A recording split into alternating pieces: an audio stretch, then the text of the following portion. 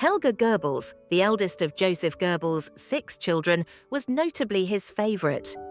Goebbels took great pride in his daughter, often heading straight to her crib after returning from his office to hold her on his lap. As a child, Helga was very much a daddy's girl who showed a preference for her father over her mother. She was described as a calm and content baby, rarely crying, and would sit quietly, listening to the Nazi officials around her with her blue eyes sparkling.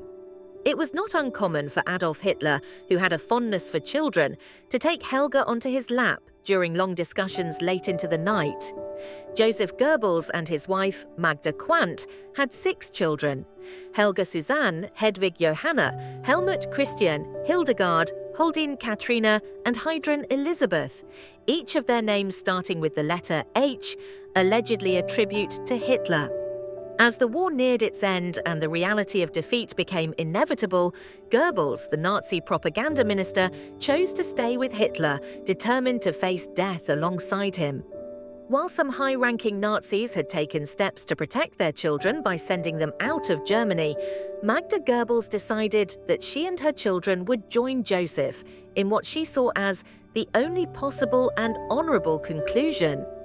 In the final days of the war, while the children were kept occupied by Hitler's secretaries in the Führer bunker, one of the secretaries, Traudl Junge, noted that Helga appeared visibly upset.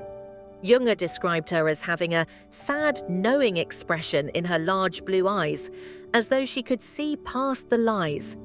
It seemed likely that she sensed the danger surrounding them.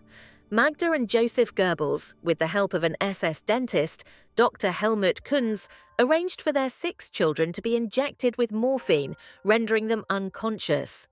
Once the children were asleep, cyanide ampules were crushed in their mouths. According to Kunz's testimony, he administered the morphine, but it was Magda and Hitler's personal doctor, SS Obersturmbannführer Ludwig Stumpfegger, who gave the children the fatal doses of cyanide. After their children were dead, Magda and Joseph Goebbels walked to the garden of the Reich Chancellery, where they both took their own lives. Following Joseph's instructions, an SS soldier fired several shots into his body, which did not move. Their bodies were then doused with petrol and set on fire, though the remains were only partially burned and not buried. On May 2, 1945, Russian troops discovered the charred bodies of the Goebbels family. The children were found in the Vor bunker, dressed in their nightclothes with ribbons still tied in the girls' hair.